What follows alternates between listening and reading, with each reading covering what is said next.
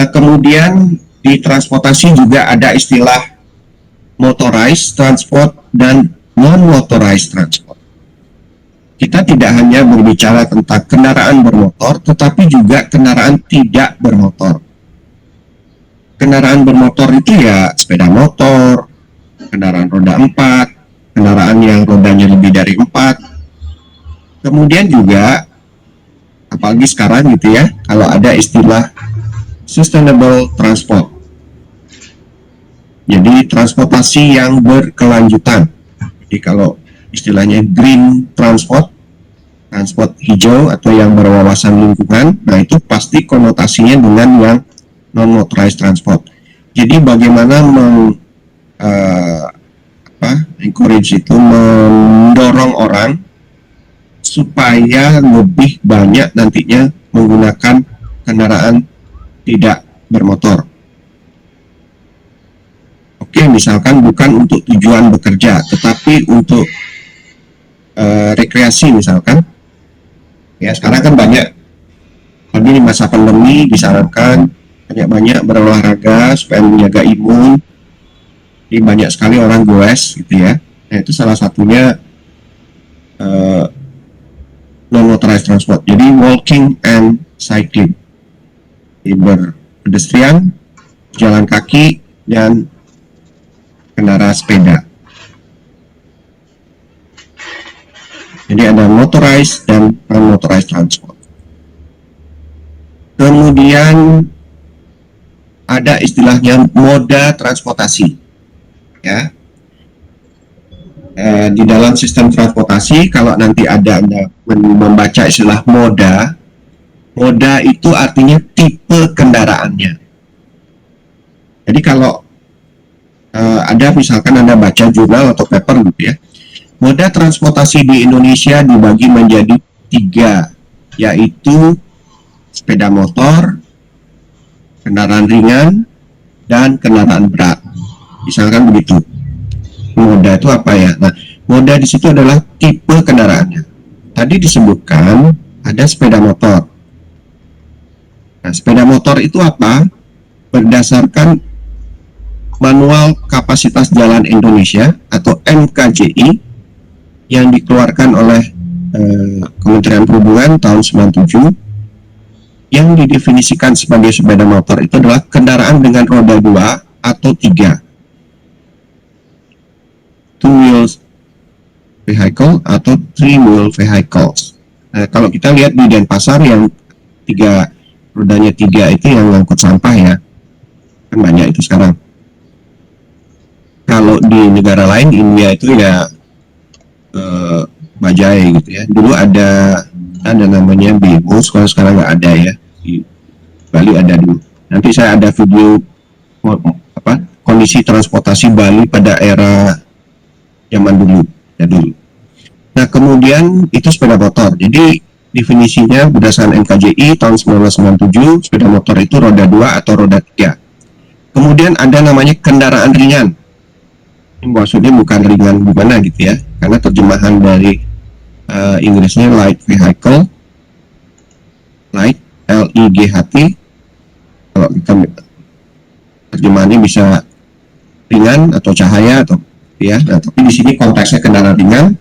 Kendaraan ringan itu berdasarkan KJI untuk gampangnya adalah yang rodanya 4.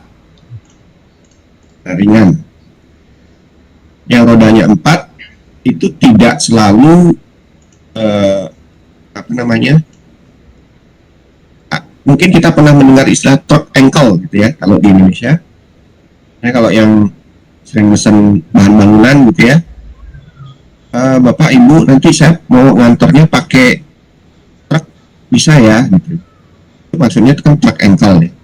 Truck ankle bisa untuk mengangkut pasir dan sebagainya. Nah, truck ankle itu kalau kita lihat itu rodanya 4. Jadi kalau pada saat survei nantinya, kalau ada lewat truck ankle, itu kalau kita lihat rodanya 4, itu masuknya kendaraan ringan. Jadi dia satu tipe dengan kendaraan ringan lain. Saya sebut merek misalnya Avanza apa gitu ya. Nah, itu dia rodanya 4. Itu dia satu tipe, meskipun kita bilangnya truk gitu ya. Karena kita lihat berdasarkan jumlah ditambah rodanya. Kemudian ada istilahnya kendaraan berat. Kendaraan berat ini kendaraan yang rodanya itu lebih dari 4. Jadi kalau truk atau bis itu biasanya rodanya kan ada 4 di belakang, 2 di depan, 6 jadinya. Apalagi yang truk trailer atau gandeng, itu truk gandeng, udah itu truk kendaraan berat ya. Nah, jadi di sini moda transportasi untuk lalu lintas ya itu dibedakan menjadi 3 itu. Karena begini, nanti teorinya untuk tipe kendaraan untuk di perkerasan jalan beda lagi, lebih dirinci lagi. Karena kenapa? Kalau di mata kuliah perkerasan jalan dia itu mendesain supaya beban kendaraan itu bagaimana pengaruh terhadap perkerasan. Nanti kendaraan berat itu biasanya kendaraan berat sedang, kendaraan berat besar gitu ya. Itu lagi di breakdown lagi itu karena dia menggunakan aturan bina marga. Nah disinilah ada perbedaan sedikit gitu ya. Jadi tapi kalau di lalu lintas kita hanya pakai 3 ini karena kita harus mengacu pada NKJI. Oke, nah terkait dengan proporsi sekarang dari moda transportasi di Indonesia pada umumnya ya, termasuk di Bali, itu 85% kendaraan bermotor yang lalu lalang di jalan itu adalah sepeda motor. Kemudian 10%-nya adalah kendaraan roda 4, 5% saja yang kendaraan berat. Lalu lalang di jalan ya maksudnya. Jadi misalkan begini, kalau kita survei lalu lintas misalkan, hitung ada 1000 kendaraan lewat tadi selama 2 jam ya, berarti 850-nya kurang lebih itu adalah sepeda motor, kemudian 100-nya adalah roda 4, hanya 5 yang truk atau bis. Jadi dominan ya kendaraan yang lewat di jalan itu adalah sepeda motor. Nah tentunya kalau kita lihat ini untuk jalan mana saja gitu ya, karena truk dan bis kan tidak boleh lewat di jalan kota ya, hanya boleh di jalan nasional sampai kolektor saja. Nah ini kita berbicara dalam suatu konteks di daerah perkotaan. Jadi dihitung secara agregatnya gitu ya. Nah, kemudian sekarang, kenapa sih perlu lagi mempelajari sistem transportasi? Jadi sekarang permasalahan transportasi itu dibagi menjadi, secara garis besar menjadi 3. Akibat adanya perkembangan sistem transportasi, kemajuan teknologi kendaraan bermotor, dan pembangunan jalan, peningkatan aksesibilitas, jadi ada masalah kemacetan lalu lintas. Ini foto ini ini adanya di dulu sebelum pandemi ya, di bypass Ngurah Rai ini. Jadi kalau kita lihat seperti ini dulu. Sebelum tahun Maret 2020 ya, di pada saat kalau ke bukit ya pemandangan sehari-hari yang pojok kiri atas ini ya seperti ini. Di jalan bypass Ngurah Rai yang setelah kalau dari Denpasar setelah kita lewat underpass itu, ini pemandangan sehari-hari ini kemacetan seperti ini. Jadi ada tundaan. Jadi kalau kemacetan mungkin istilah orang awam gitu ya. Tapi kalau kita di teknik sipil, kemacetan itu diukurnya ya, kalau di sistem transportasi bagaimana mengukur secara kuantitatif, secara angka kemacetan itu adalah dari tundaan atau delay. Kalau delay satuannya dalam satuan waktu kan. Jadi seberapa besar, seberapa lama, berapa menit atau berapa detik waktu yang kita perlukan untuk melewati suatu titik di jalan. Kan gitu. Misalkan melewati suatu simpang. Dari awal kita udah supaya lewat terus di simpang itu berapa lama ya waktu kita perlukan. Kemudian misalkan di simpang bersinyal ya, di traffic light Itu kita diam, kemudian tiba-tiba sudah lampunya merah, kita diam. Terus waktunya kan lampunya tiba-tiba udah berubah menjadi hijau. Masih diam juga, tidak berjalan, tidak belum bergerak. Akhirnya bergerak pelan sampai di depan udah merah lagi. Nah, nanti kita hitung berapa lama waktu kita untuk melewati satu traffic light itu. Semakin lama artinya kan semakin macet ya, itu namanya. Jadi semakin lama kita melewati suatu titik itu semakin macet artinya kan. Jadi kita mengukurnya berdasarkan tundaan dalam satuan waktu. Kemudian satu lagi adalah antrian. Antrian itu adalah bisa dalam satuan jarak. Antriannya bisa sampai 100 meter itu di lampu merah Udayana misalkan. Itu 200 meter. Antrian kendaraannya panjang sekali. Nah, itu indikator kemacetan. Kemudian dampak eksternalitas dari transportasi, yang pertama kemacetan, yang kedua adalah kecelakaan. Semakin tinggi volume suatu lalu lintas, ya semakin banyak orang yang berlalu lalang di jalan, maka peluang gitu ya, atau probabilitas, nah kalau di kecelakaan itu bukan meramal besok akan terjadi kecelakaan 2 hari lagi, bukan begitu, tetapi peluangnya atau probabilitas terjadinya kecelakaan. Jadi kalau volume lalu lintas semakin tinggi, maka peluang atau probabilitasnya itu semakin tinggi juga. Ya, nah ingat kita menggunakan di sini teori statistik. Teori statistik tidak hanya dipakai di transportasi juga, transportasi saja ya, tetapi di struktur pun Anda juga akan pakai. Seberapa yakin Anda, misalkan Anda buat bangunan gitu ya, mendirikan bangunan, kontraktor, seberapa yakin bangunan ini Anda tidak akan rubuh jika terjadi gempa dengan kekuatan sekian skala Richter. Nah, di dalam statistik kita kan ada namanya level of confidence, tingkat kepercayaan. Oh, saya yakin 95%. Yakin 95% artinya ada tidak yakinnya ada 5% kan. Ini ada kesalahannya kan mungkin. Ya, nah hitung-hitungan itu kan ada teorinya. Ya, nah demikian juga dalam kecelakaan. Jadi di teknik itu juga tidak hanya eksak ya 100% yakin nggak ada akan terjadi, tidak ada kejadian yang bagaimana juga kita harus ingat bahwa di dalam fenomena alam ini ada yang lebih kuasa dari kita gitu ya. Kita hanya bisa membuat prediksi, itu pun kadang-kadang tidak selalu benar. Jadi 100% itu hanya milik Tuhan Yang Maha Esa. Jadi ya sama aja misalkan Anda nonton taruhan liga apa gitu ya, siapa lawan ini taruhan. Saya tidak mengajarkan taruh, tapi faktanya kan banyak begitu ya. Jadi ini saya yakin misalkan Barca menang sekian, pasti skornya udah bisa tapi itu kan ada tingkat kepercayaan. Seberapa yakin? Pukul 2. 90%. Kalau yang 10%-nya pas kena kan Anda salah kan gitu ya. Nah, demikian juga di sini. Jadi di dalam teknik sipil kita juga mempelajari teori statistik, peluang, probabilitas. Itu gunanya untuk semua struktur geoteknik, sumber daya air, apalagi di manajemen konstruksi dan transportasi. Semua menggunakan statistik ya, teori probabilitas.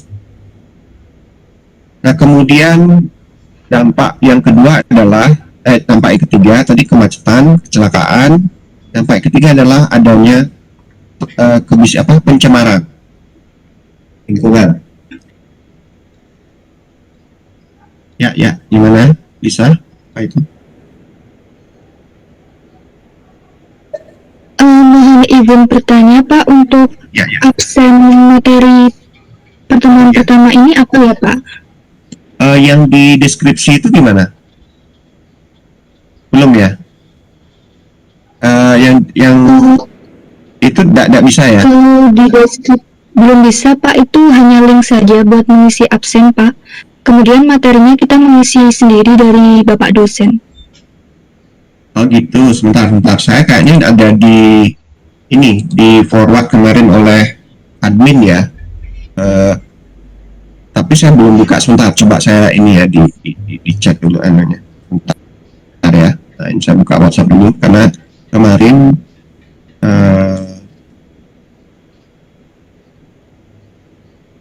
bentar. GTS. Nah ini, sebentar ya.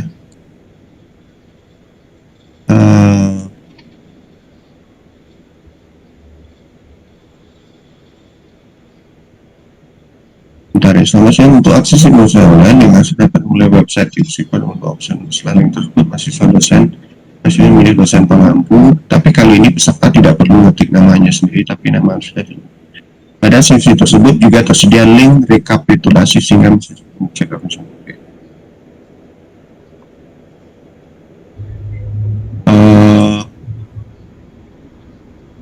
Oke, coba ini ya. PS absensi PSTS. Nah, di situ ada tinurl.com PSTS absensi online. Coba dulu ya. Karena kemarin belum PD dari admin. Link ini sebagai terakhir mengecek link jadwal perkuliahan. Oke, coba dulu itu ya. Nanti kalau coba dulu, kalau mungkin kalau ada ini nanti saya sampaikan. Oke. Coba dulu ya, saya lanjutkan lagi ya. Oke. Nah, kemudian begini. Kegiatan-kegiatan di dalam suatu sistem transportasi itu tidak hanya kegiatan yang bersifat teknis, tetapi juga bisa bersifat sosial. Seperti kalau di ekonomi itu marketing ya, promosi, campaign gitu, kampanye. Tapi untuk apa gitu ya? Jadi untuk pengurangan khususnya tidak misalkan dalam kecelakaan lalu lintas, road safety, keselamatan jalan. Nah, di situ kan kalau Anda bepergian, itu Anda sering melihat rambu, ya, hati-hati, ini jalur rawan kecelakaan. Kalau dulu waktu saya masih kecil tuh gambarnya tengkorak, sekarang udah nggak boleh ya, nggak terlalu kurang bagus gitu ya, seperti mengancam gitu. Jadi sekarang lebih ke promosinya yang agak menarik, itu adanya yang lucu-lucu gitu ya. Jadi ada papan, bahkan dari pihak kepolisian juga sering membuat kampanye lalu lintas yang supaya menarik dibaca gitu ya. Kemudian juga ada safety riding skills training untuk senior high school, untuk SMA. Kenapa? Pada saat SMA adalah merupakan rata-rata usia seseorang itu mulai diperkenalkan menggunakan mengendarai kendaraan bermotor ya, khususnya sepeda motor kan. Kalau SIM itu kan 17 tahun ya, itu artinya pada saat usia SMA kan rata ya. Dan di situ mulai diperkenalkan bagaimana bukan mengajari Anda pintar berakrobat naik sepeda motor, tetapi justru menanamkan bahwa kalau kita mengendarai kendaraan itu bahwa kita bersama-sama orang lain. Jadi egois dibuang dulu gitu ya. Kita bersama-sama orang lain, ada keselamatan diri kita sendiri dan keselamatan orang lain. Di jalan itu kan adalah milik bersama ya. Nah, kemudian helm tidak tentu gitu ya, helm yang ber-SNI kan begitu. Jadi jangan sekedar pasang helm aja. Sampai sekarang pun sudah sekian tahun wajib itu masih saja di jalan itu banyak kelihatan gitu ya tidak pakai helm. Padahal kalau sudah kejadian itu kelihatannya kecil sekali, tapi itu adalah sangat serius ya. Kemudian sebenarnya ya kalau kita itu sudah mempunyai SIM, itu kita harus paham setiap arti rambu dan marka di jalan. Karena rambu itu sudah menjelaskan kepada kita rambu dan marka atau jalan itu sebenarnya sudah self-explaining, ya. Jadi jalan itu mempunyai kemampuan menjelaskan dirinya sendiri kepada kita gitu, bahwa oh di sini saya harus mengurangi kemacetan, saya harus menggunakan lajur yang ada. Sering sekali misalkan kalau kita lihat di jalan Firnon ya, jalan Cok Tresna itu kan ada searah, ada 3 lajur ya, 3 lajur. Coba perhatikan sekali-sekali, ada misalkan mobil ya, ini dia mobil ini lajurnya kiri, tengah, apa yang kanan? Karena ban kirinya itu ada di lajur tengah, ban kanannya ada di lajur kanan. Jadi ini maunya di mana ini gitu ya. Padahal kita di dalam teknik sipil menghitung kapasitas ruas jalan itu adalah per lajur. Jadi kalau mobil itu di tengah, ya dia berarti kita hitung sebagai volume yang di lajur tengah. Kalau mobil itu ada di lajur sebelah kanan, kita hitung di kapasitas lajur yang kanan. Nah sekarang kalau kita kebiasaan menghitung secara kuantitatif, kan memang harus begitu kan, aturannya begitu. Tiba-tiba di lapangan banyak orang yang seperti kebingungan naik mobil, tapi ban kirinya ada di lajur tengah, ban kanannya ada di lajur kanan, kemudian atau di ban kirinya ada di lajur kiri, ban kanannya ada di lajur tengah. Nah kita kan kebingungan, ini mobilnya masuknya di mana ini? Ya, padahal kita sudah di teorinya kita menghitung secara per lajur. Jadi kalau kita lihat di NKJI misalkan gitu ya, untuk lajur searah kapasitas per lajur adalah 1650 SMP per jam, gitu ya. Tiba-tiba pas di lapangan, ya bukan salah Anda, bukan salah NKJI-nya, ya. Artinya kita di teori itu, tetapi banyak orang yang ya apa pemahamannya nggak tahu dulu dapat SIM atau seperti apa, tapi yang jelas begitulah behavior atau berkendara di lapangannya. Nah itu kadang-kadang membuat nggak susah ya kalau kita ingin menghitung secara secara teori gitu ya, karena di lapangan nanti pasti nanya, Pak kalau begini gimana caranya Pak ya gitu ya, Pak ini gimana ya, karena satu sisi nggak bisa kita masukin di dua-duanya, nggak boleh, nanti kelebihan ngitung, jadi seolah-olah double counting ya. Ya paling nanti anjurannya atau sarannya adalah masukkan aja salah satu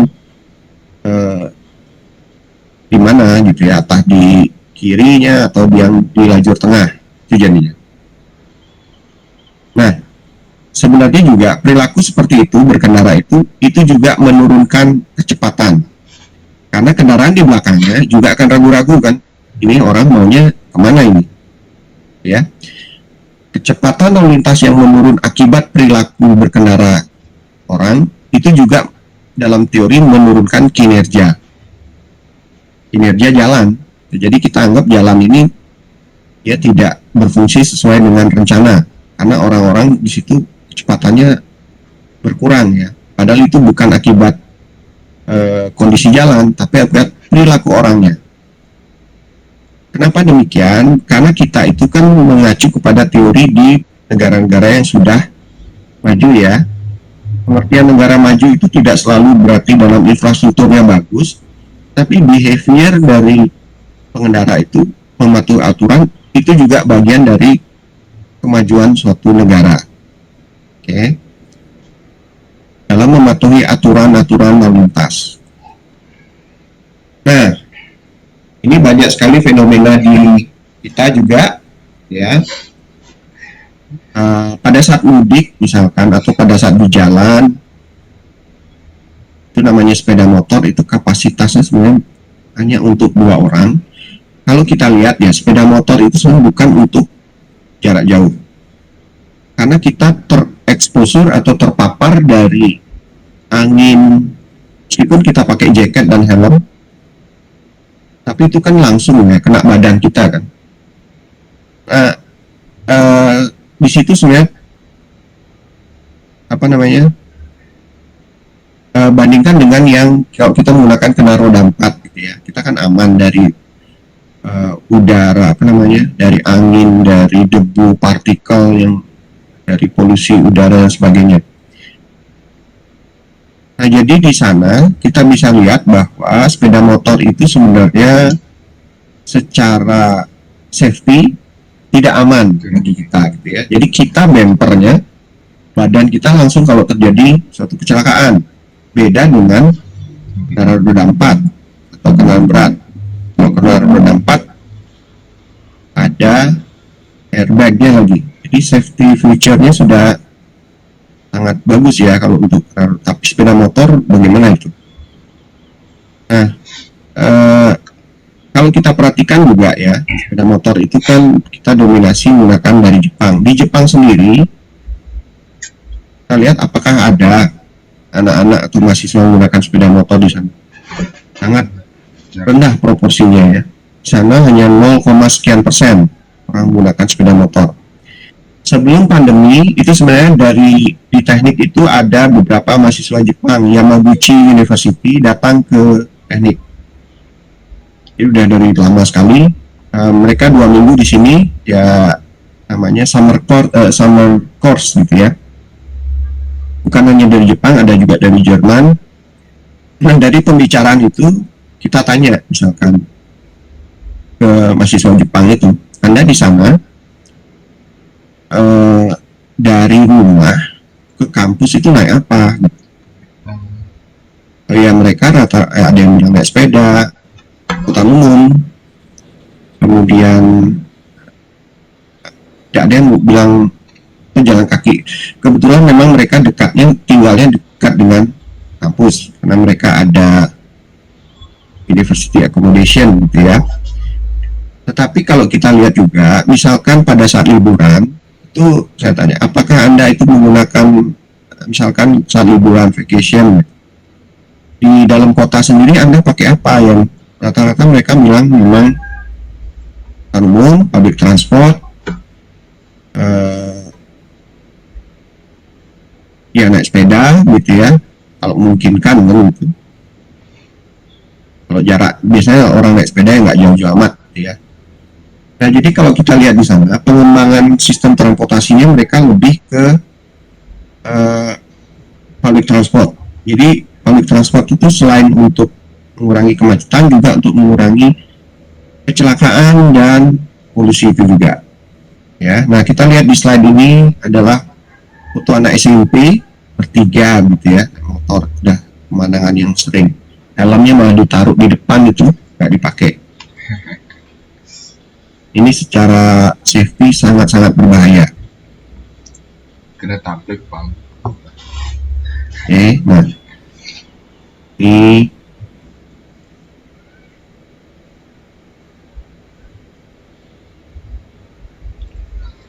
Nah kemudian di sini sekarang